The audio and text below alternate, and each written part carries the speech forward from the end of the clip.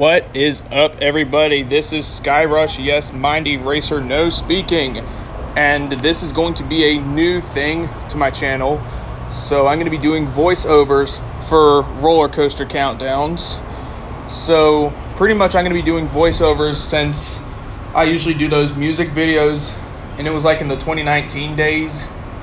But since COVID is really starting to die down, and with all the parks being closed for 2020 due to COVID, I'm thinking about doing a new thing, just comparing to how the coasters feel right now as they did in the past couple of years back before COVID hit. So this is a post-COVID edition for the top roller coasters located at Kings Dominion, located in Doswell, Virginia. This became a top-tier Cedar Fair park until Volcano closed down, so pretty much it went downhill from there, but it is still a blast to visit there. So without further ado, let's rank them from worst to best. Sitting in last place is the Great Pumpkin Coaster, built by Ian F. Myler. It's a kiddie coaster, so it's obviously coming in last place. So I was too tall to ride it, so you just have to have a kid to ride with you. But I'm 6'4", so I can't ride it. At number 11 is the PTC Family Wooden Coaster, Woodstock Express. Pretty much you can find this coaster at Carowinds, Canada's Wonderland, and Kings Island, respectively. But it's a very old ride, and it's not very thrilling, but you can still get some good airtime. Also, there's still the buzz bars, so you can get a little extra airtime, but still not the most impressive looking coaster, and it usually has long lines during the beginning of the day.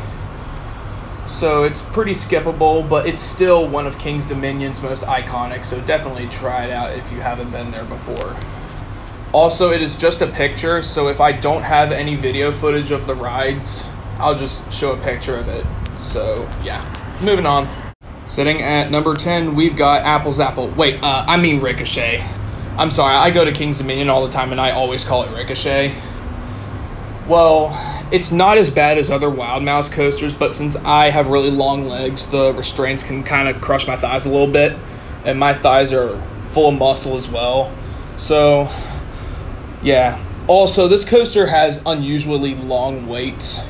So pretty much every time I'm at the park, the line's between 45 minutes to an hour, so it's definitely not worth waiting in line for it. If the line's like 10 minutes, then fine, do it once, but this is definitely a one and done for me. I'm not a big fan of Wild Mouse coasters. At number 9 is Anaconda, the early 90s Aero Lupin coaster. Some people call this coaster as Slow-Aconda or whatever it is. I've never really liked this coaster. I've had some okay rides, and I've had some not so okay rides. After visiting Kings Dominion twice this summer, the first time I did Anaconda, it was still kind of rough. But my most recent trip was about a week ago, so Anaconda was definitely not as bad as I was expecting it to be. I did sit closer to the front. The biggest problem is that second half, but I will say the corkscrews are kind of fun because you get some solid hang time. But other than that, this coaster really jackhammers you, and it's really boring. So as long as if you get the new Vekoma restraints found on the modern-day Vekoma boomerangs like Sidewinder and Flying Cobras, it should definitely improve the ride experience. Lucky number 8 goes to Avalanche, which is the Mack Rides bobsled coaster in 1988. Unfortunately, this coaster is closed for all of 2021 because they're going to make room for the SNS 40 free spin that is going to open in 2022. I heard that the free spin is somewhere to be in the Avalanche area near Volcano. I think it's going to be replacing the Crypt, the Huss top spin. So, yeah. Avalanche is nothing really special, but it's still kind of fun. It's a family coaster. It's kind of tame. But other than that, I will say the second half is definitely very fun to stick your hands in the air. It's a very unique experience. I'm kind of sad that I didn't get to ride it, but I've gotten plenty of rides on this coaster since I always go to Kings Dominion. Sitting at number 7 is Backlot Stunt Coaster. It is the Premier Rides Family Multi-Launch Coaster. There are 2 Premier Rides launch coasters. This is one of them, while the other is Flight of Fear, but we will talk about that coaster later on. So Backlot Stunt Coaster is unfortunately the inferior ride by Premier Rides in the coaster because it is not as intense, but it is definitely very fun. You don't get that much airtime on this coaster. It is running a little rougher this year, but it is still a pretty smooth coaster. It's not too rough. It has been getting a little jerky this year because it's starting to age a bit, but it is always a fun coaster from start to finish. I really like the Italian job theming, although the effects don't work in the area. If you want to ride the Clone with all the effects working, go to Kings Island. Now, just missing the top 5 is a coaster that I used to hate a lot. It is the Grizzly, located in the Old Virginia area. So, one of the main reasons why Grizzly is hated a lot is because of how unbearably rough it can be.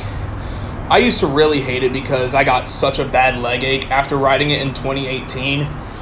But I've been getting a lot of re-rides on this coaster, and it's been getting a whole lot better and somewhat smoother than it did in 2018. I don't know what happened, but I just pretty much knew how to ride it after that, and I also do have a high pain tolerance, so I pretty much found the ride to be very enjoyable. I got some really good airtime at the end of the ride as well, and that first drop is always a lot of fun. Definitely try this coaster at night as well. It is always a fun coaster to me now. I'm now a part of the Grizzly fan club. It is now a guilty pleasure for me. And sitting at number 5, this may spark a little bit of controversy, but I put Dominator, the B&M floorless coaster, at the number 5 spot.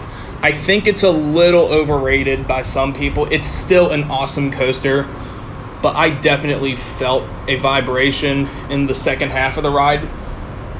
My 2021 rides in Memorial Day were definitely not as smooth. Like the first ride of the day, I got a little bit of a headache because the rattle was absolutely terrible. But then I got 2 other rides on the coaster and it did not even vibrate once. So I probably either didn't put my head forward or something, but all in all, I still enjoy Dominator and I always marathon this coaster when I visit the park. And my 3 rides on this coaster last week were all very good.